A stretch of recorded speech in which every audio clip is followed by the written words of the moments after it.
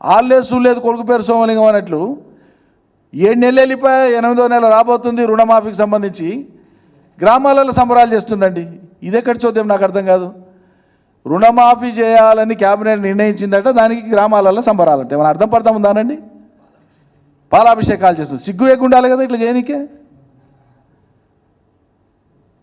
రుణమాఫీ చేస్తామని ఎన్నికలప్పుడు చెప్పారు మీరు, ఇవాళకి అమలు కాలే, ఎప్పుడు అమలు అవుతుందో తెలియదు.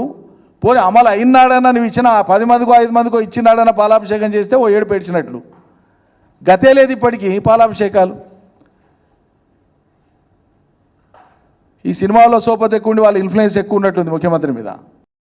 మరి రేపు ఇచ్చేటప్పుడు రైతు కూలీలకు 12,000 ఇస్తారా?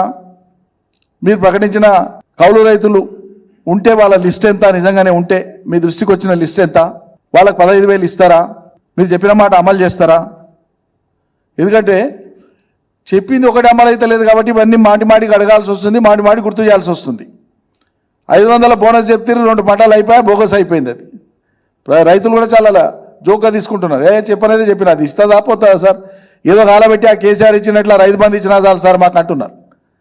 ఇక 500 బోనస్ అన్నప్పుడు మేమేం నమ్మలేదు, కానీ 15,000 రైతు బంధు ఇస్తా అంటే నమ్మినాం సార్, అది ఒక్కటి మేము చేసిన పొరపాటు అని రైతులు అంటున్నారు. ఇప్పుడు కాలబెట్టి 15,000 ఇవ్వకపోతే కేసీఆర్ ఇచ్చినట్లు 10,000 కాలబెట్టినా చాలు సార్ మాకని రైతులు అంటున్నారు. కాబట్టి మీరు ఇచ్చింది ఒక్కొక్కటి బోగస్ అని ప్రజలకు అర్థమైపోతుంది. మహాలక్ష్మి 2,500 ఇప్పటికి మొదలే పెట్టలే. లీక్ ఏమిస్తున్నారు? ప్రభుత్వానికి సంబంధించినటువంటి ఏ పథకాలైనా అమలు జరగాలి, లబ్ధిదారుల ఎంపిక పారదర్శకంగా జరగాలి, న్యాయబద్ధంగా జరగాలి అంటే వాళ్ళు చెప్పే వాదన, వాళ్ళ భాష. రాష్ట్రంలో ఉండేటువంటి మొత్తం రేషన్ కార్డులను తీసేసి కొత్త రేషన్ కార్డులను మంజూరు చేస్తామంటున్నారు వాళ్ళు ఇచ్చిన లీక్లు ఆల్రెడీ. నేనేమంటున్నా, మంచిదే, సంతోషం. మరి ఈ మాట ఎన్నికలప్పుడు ఎందుకు చెప్పలేదు మీరు?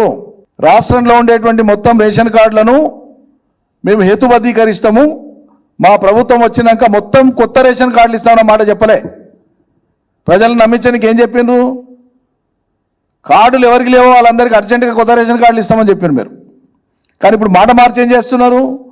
ఉన్న రేషన్ కార్డులు అన్నీ పనికిరావనే స్టేటస్ తీసుకొని పోయి కొత్తగా రేషన్ కార్డులు ఇచ్చేటప్పుడు ఇక టీవీ ఉంటే కార్డు ఉండదు, మోటార్ సైకిల్ ఉంటే కార్డు ఉండదు, భూమి ఉంటే కార్డు ఉండదు, అనేక ప్రామాణికాలు పెట్టి రేపు మహాలక్ష్మి ఇవ్వాల్సి వస్తే కూడా సైజ్ తగ్గించి ఇంతకే వర్తింపజేస్తున్నామని చెప్పడానికి చేసేటువంటి కుతంత్రాలు ఇవన్నీ కూడా.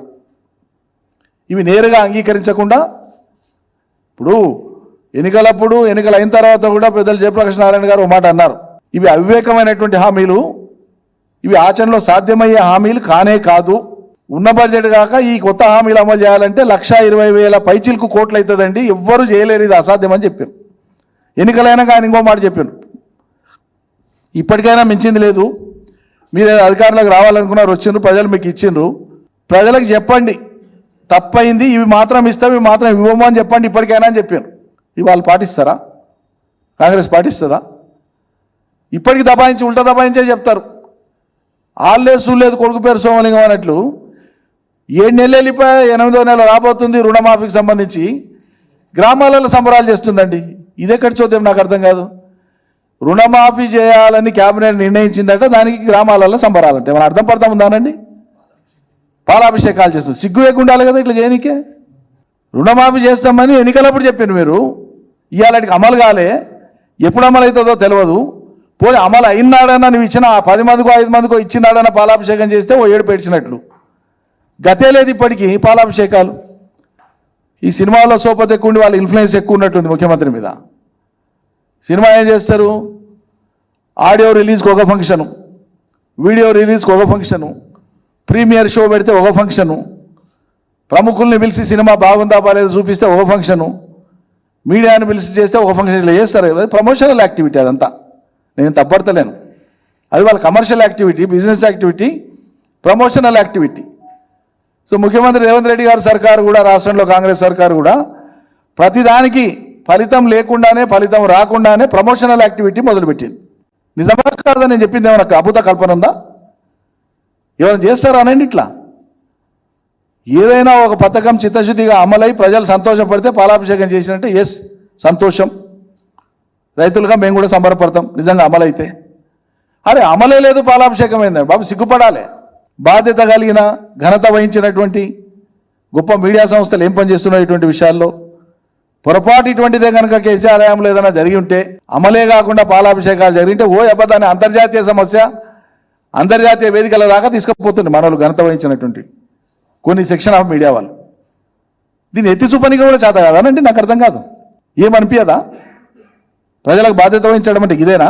కేసీఆర్ని ఆడిపోసుకోవడమేనా? 7 నెలలు వెళ్ళిపోయా గత ప్రభుత్వం అయిపోయి కొత్త ప్రభుత్వం వచ్చి. ఈ ప్రభుత్వానికి దారి తెన్ను లేదు, కనీసం ఎత్తి చూపే బాధ్యత కూడా తీసుకోరా ఎవరు? మేధావులు సరే వాళ్ళంతా బ్రాకెట్లలో ఉన్నారు, ఇప్పుడు బయటికి రారు, మాట్లాడారు. నా రిక్వెస్ట్, దయచేసి ఇవి ప్రజలకు సంబంధించినటువంటి అంశాలు. బ్యాడ్ ప్రెసిడెంట్స్గా పోవద్దు, బ్యాడ్ ప్రెసిడెంట్గా సెట్ కావద్దు.